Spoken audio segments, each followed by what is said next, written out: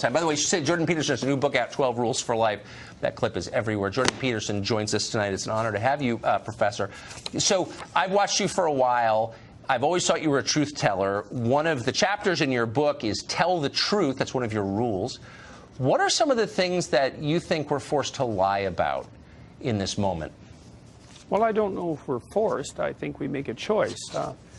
It's sometimes a bitter choice, but that's often the case when you're deciding what to say. But my sense is often you're in a situation where you're damned if you do and you're damned if you don't, so you might as well pick the poison you'd rather take.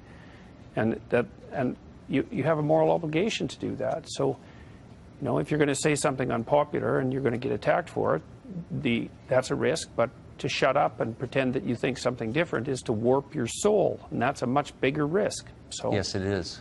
So why I would think that even if they didn't agree with you, that people in the media would be thrilled by the way you comport yourself, the way you respond, because clearly you're saying what you really think, and that's supposed to be our charge as journalists, is to tell the truth. Well, and yet you get met with these hostile receptions. Why do you think that is? Well, I would say that's not universal. There's a big battle being played out in the press, say over the Kathy Newman interview.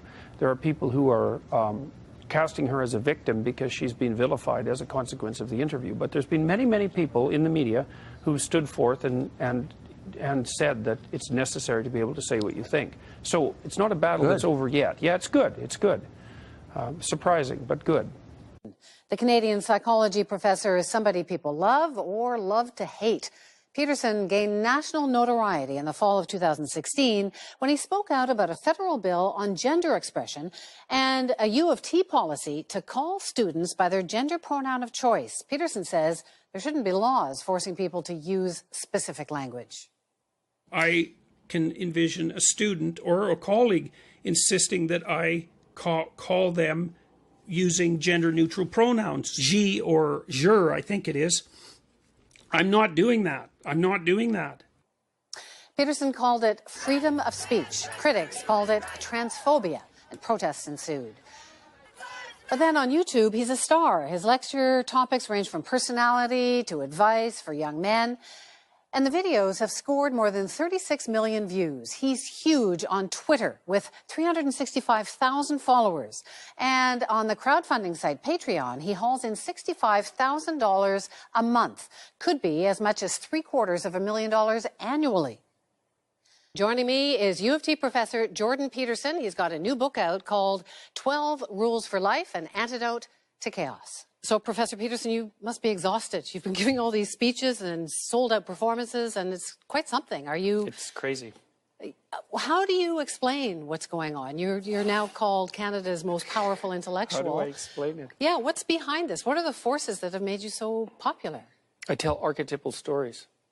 I think that's it. I mean, the sorts of things that I've been talking to people about are old things, and they're the things that people always need to know. And your messages really seemingly resonated with young men. Why is that?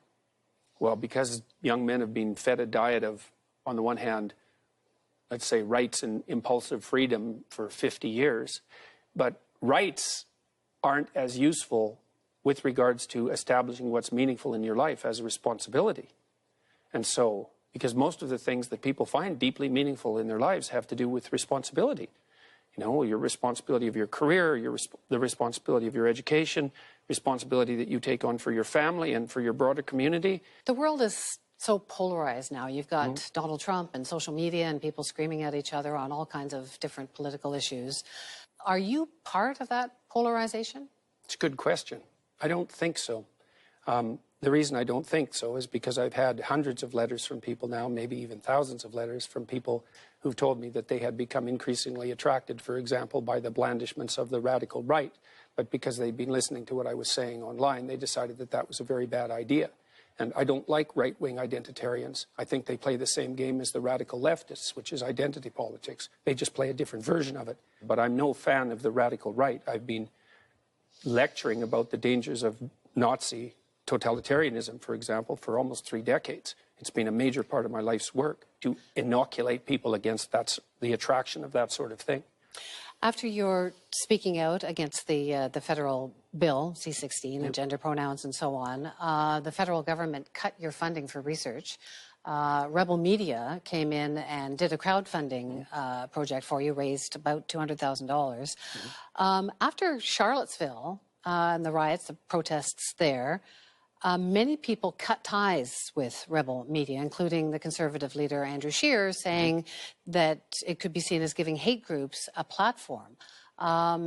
You still go on there, so I'm wondering, why do you go on Rebel Media after Charlottesville? You don't think we should talk to people on the right? So that's why? I talk to people who want to talk to me, generally speaking. You know, I'm trying to be careful about it, but I don't see any reason not to talk to people who are on the right. I talk to people who are on the left when they want to talk, which is very, very rarely. I've read a lot of what you've posted in the last year or so. In fact, you're very careful about saying, please be less radical. So then there's a real question there, is given that you've encountered the material I have, why do you think that all these accusations have been leveled at me? Well, I don't know. That's what I find so curious, because It's convenient. Because I also found this picture of you with behind the pet. Is that you? I mean, it's you, but I mean that's an actual photo of you. You did that. Yeah. So this is the Pepe flag, which I'm sure you know is seen by the left as a hate symbol, and the left sees all sorts of things as hate symbols. But it's used by the extreme right as a way of spreading messages. It's seen as an alt-right symbol. This is an alt-right hand symbol, and here you are. It's mostly used by young men who are poking and causing trouble on social media. That's mostly what it's used for. But you're supposed to be anti-chaos and anti-provocation. I'm just wondering why you would choose to be in this photo. Well, I've probably had my photo taken with 5,000 or 6,000 people in the last year. No, but this is with the Pepe flag. I understand. I mean, that, you know that this is now seen as a symbol for the alt-right. Well, I did a video online called The Metaphysics of Pepe with Jonathan Pajot, who's an Orthodox carver of icons. And if people are interested in my views on what's happening with this particular symbol and why it's occurring, then there's a 2-hour discussion about that. Richard Spencer wears a Pepe. He's a white supremacist. He wears the Pepe symbol. It's become adopted, I'm sure you know this, by the far right. And here you are holding up a flag like it's a joke. So I just wonder if it could be misinterpreted by people that you're trying to send a message that Pepe's cool and the alt-right's cool. I think it has been misinterpreted. I didn't know when it was happening. I mean, it's hard. I don't know what you mean exactly. There were a lot of people lined up. They were doing a lot of things. This was one of the things. It took about 30 seconds. I would also say it's the one thing, well, it's the one thing that has been photographed that the left in particular has been using against me for the last year. But it was just happenstance more than anything else. Do you know most of the people who are using this sort of symbol are using it in a deeply satirical way. Now, the fact that the far right has decided that it's a radical indicator of the validity of their particular view doesn't mean that that's what it is. So it's something that we haven't seen before. There's a lot of game playing going on online. Yeah, there is a lot of game playing, and there's a lot of sort of codes and dog whistles and so on all sides being sent. Here's another one. This is a tweet that you sent out, Keck Boys, which is kind of like another Pepe. It's something that's been adopted by the extreme right. Code Pepe. So you're using this to reach these people. Yeah, well, I can tell you about that. Yeah, well, because you want this. Sure. This is your course, right? So you want them it's a program. to take your course. I want them to plan their futures as responsible individuals. What does it say? Keck Boys, trapped in chaos, seek your fortune, right? Don't stay in the underworld. That's why I'm talking to them. I'm trying to call them forth as individuals out of the chaos that they're ensconced in. So that's you're what helping that's them, for. But they're helping you too. You raise a lot of money. Well, what do you think? What do you think should happen in this polarized world? If you're dealing with people that you think are being attracted by a pathological ideology, what do you think you should do with them? What I do is talk to them and say, look, why don't you make yourself into an individual and get the hell away from the ideology? And so a lot of these kids are lost in the underworld, let's say, in nihilism, and they turn to these ideological solutions because they don't know what else to do, and they're angry. It's like, I have something better for them to do. Grow the hell up and sort yourself out as an individual. And so that's exactly why I made this particular tweet. And I get letters from people all the time who say, look, you know, I was moving towards the fringes, and I'm not doing that anymore. I see why it's wrong. So you've become this huge sensation. What's next for you? Like, I'm trying to figure out, are you the next Marshall McLuhan? Are you the next Billy Graham? Like, are you a prof, or are you Billy McLuhan? I don't know what's next, really. So you're a prophet? Well, well, you know, we're in a new world in many ways because of the reach of social media. And so I have this immense multimedia platform, and I don't know exactly what to do with it. I mean, what I'm doing right now with it is making videos that I think are useful to people, interviewing people that I think are interesting to talk to. But I'm sort of shaping this as it's developing because there's no way of predicting it.